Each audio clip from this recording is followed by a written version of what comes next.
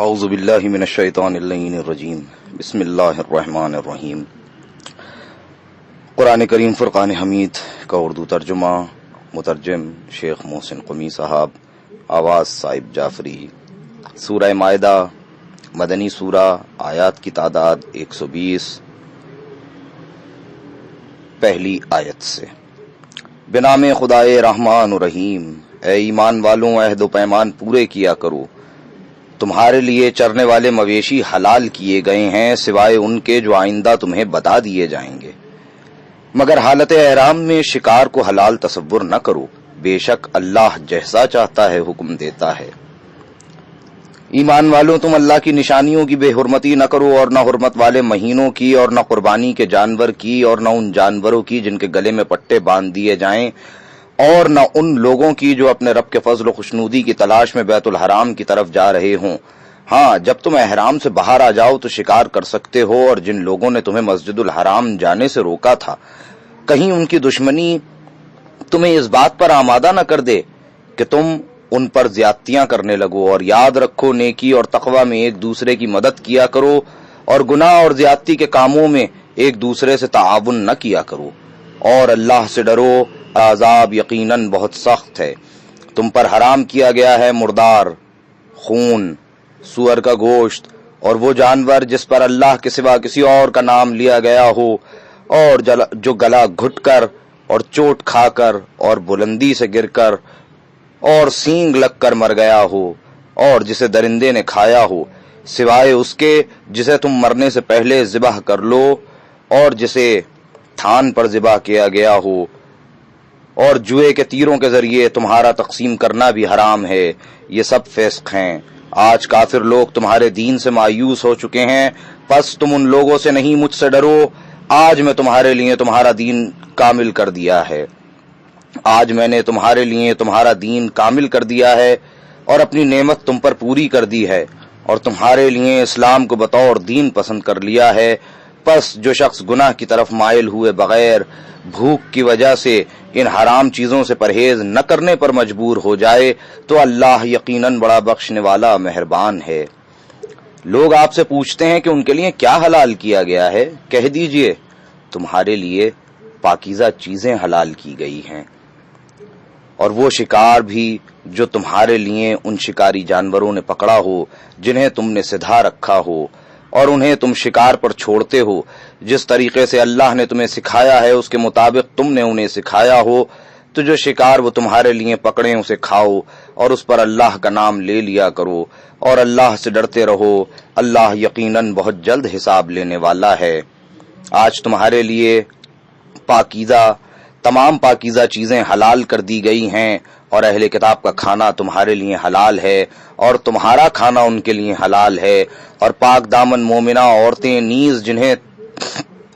تم سے پہلے کتاب دی گئی ہے، ان کی پاک دامن عورتیں بھی حلال کی گئی ہیں، بشرطی کہ ان کا مہر دے دو اور ان کی عفت کے محافظ بنو۔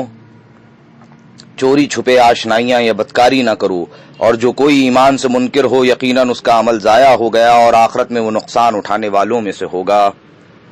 اے ایمان والوں، جب تم نماز کے لیے اٹھو تو اپنے چہروں اور اپنے ہاتھوں کو کوہنیوں سمیت دھو لیا کرو، نیز اپنے سروں کا اور ٹخنوں تک پاؤں کا مسح کرو، اور اگر تم حالت جنابت میں ہو تو پاک ہو جاؤ، اور اگر تم بیمار ہو یا سفر میں ہو، یا تم میں سے کوئی رفع حاجت کر کے آیا ہو، یا تم میں سے عورتوں کو ہاتھ لگایا ہو، پھر تمہیں پانی میسر نہ آئے تو پاک مٹی سے تیمم کرو، پھر اس سے اپنے چہروں اور ہاتھوں کا مسح کرو، اور تمہیں مشقت میں ڈالنا نہیں چاہتا، اور خدا تمہیں مشقت میں ڈالنا نہیں چاہتا بلکہ وہ تمہیں پاک اور تم پر اپنی نعمتیں مکمل کرنا چاہتا ہے، شاید تم شکر کرو، اور اس نعمت کو یاد کرو جو اللہ نے تمہیں عطا کی ہے، اور اس عہد و پیمان کو بھی جو اللہ نے تم سے لے رکھا ہے جب تم نے کہا تھا ہم نے سنا اور مانا، اور اللہ سے ڈرو، بے شک اللہ دلوں کا حال خوب جانتا ہے۔ اے ایمان والو، اللہ کے لیے بھرپور قیام کرنے والے اور انصاف کے ساتھ گواہی دینے والے بن جاؤ، اور کسی قوم کی دشمنی تمہاری بے انصافی کا سبب نہ بنے، ہر حال میں عدل کرو، یہی تقوی کے قریب ترین ہے، اور اللہ سے ڈرو، بے شک اللہ تمہارے اعمال سے خوب باخبر ہے۔ اللہ نے ایمان والوں اور نیک اعمال بجا لانے والوں سے ان کے لیے مغفرت اور اجر عظیم کا وعدہ کر رکھا ہے، اور جنہوں نے کفر اختیار کیا اور ہماری آیات کو جھٹلایا وہ جہنمی ہیں۔ اے ایمان والوں، اللہ کا یہ احسان یاد رکھو کہ جب ایک گروہ نے تم پر دست درازی کا ارادہ کیا تو اللہ نے تمہاری طرف بڑھنے والے ان کے ہاتھ روک دیے، اور اللہ سے ڈرتے رہو، اور مومنوں کو تو اللہ ہی پر بھروسہ کرنا چاہیے۔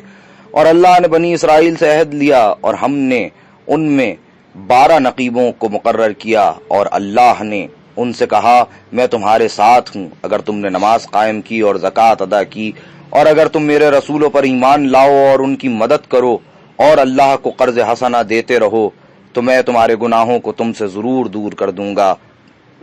اور تمہیں ایسے باغات میں داخل کروں گا جن کے نیچے نہریں بہتی ہوں گی۔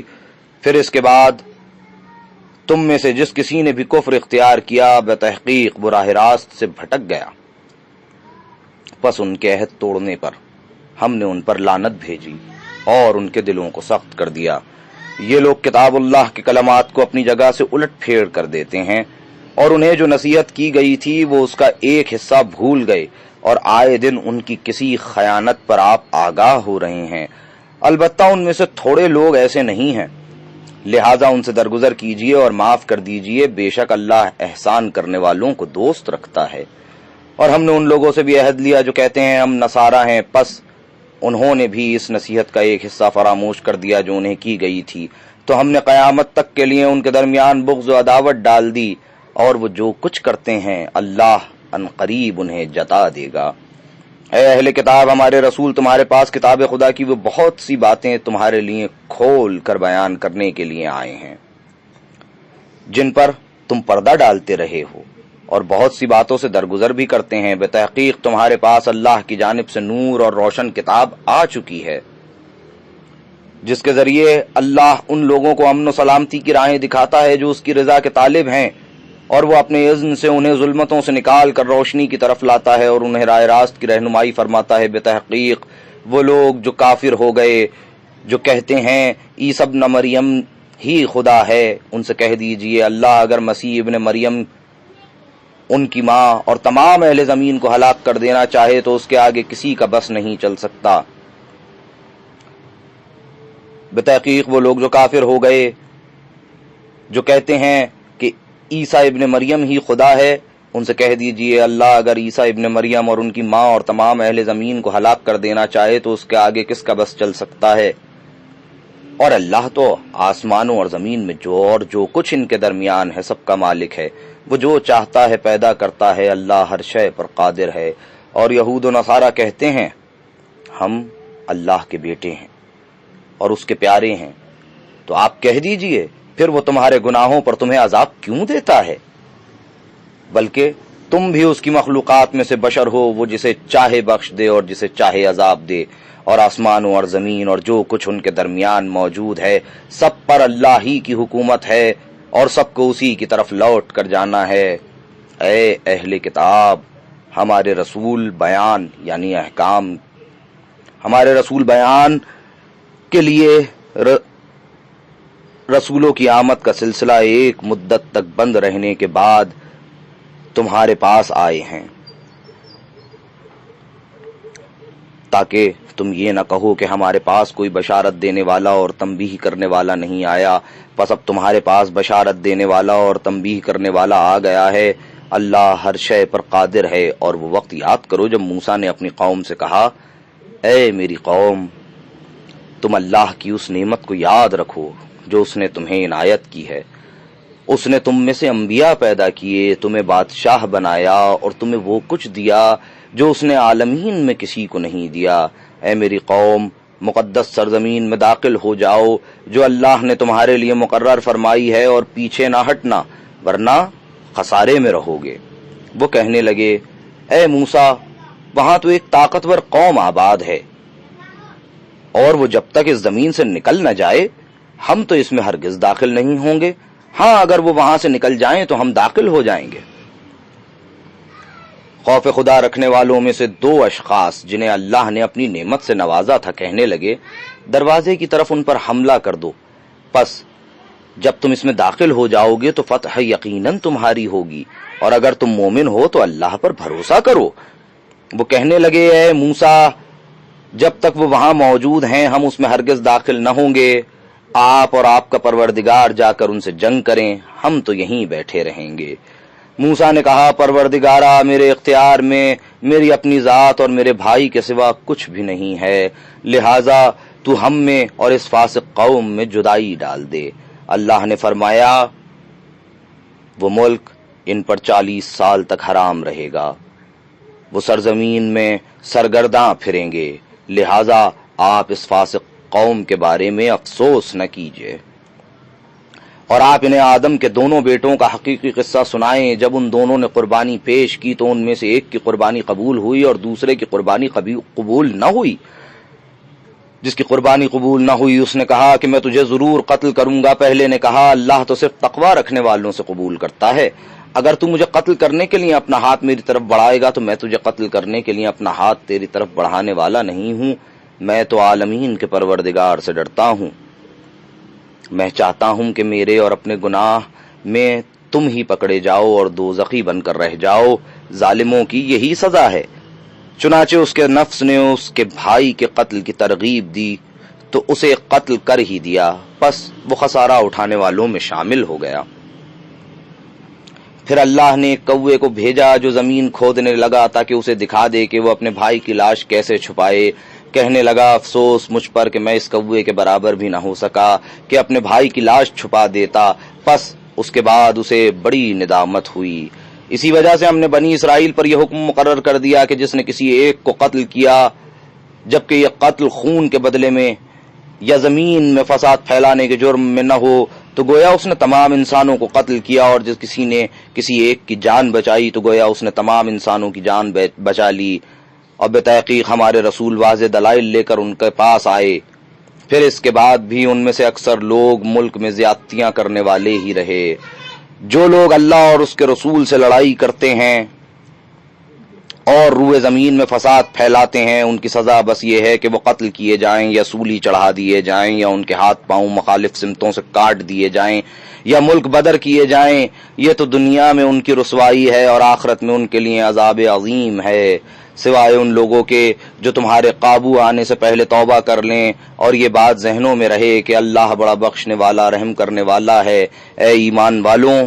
اللہ سے ڈرو اور اس کی قربت کا ذریعہ تلاش کرو اور اس کی راہ میں جہاد کرو، شاید تمہیں کامیابی نصیب ہو۔ اور جو لوگ کافر ہو گئے اگر ان کے پاس زمین کے تمام خزانے ہوں اور اسی کے برابر مزید بھی ہوں اور یہ سب کچھ روز قیامت کے عذاب کے بدلے میں فدیے میں دینا بھی چاہیں تو بھی ان سے یہ قبول نہیں کیا جائے گا اور ان کے لیے دردناک عذاب ہوگا۔ وہ آتش جہنم سے نکلنا چاہیں گے لیکن وہ اس سے نکل نہ سکیں گے اور ان کے لیے ہمیشہ کا عذاب ہے۔ اور چوری کرنے والا مرد اور چوری کرنے والی عورت دونوں کے ہاتھ کاٹ دو، ان کے کرتوت کے بدلے اللہ کی طرف سے سزا کے طور پر ہے،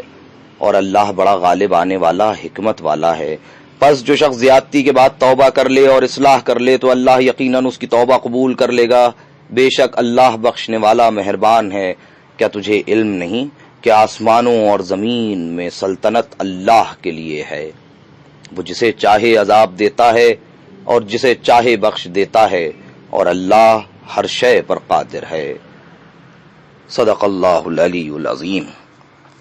سورہ مائدہ کی پہلی 40 آیات کا ترجمہ مکمل ہوا۔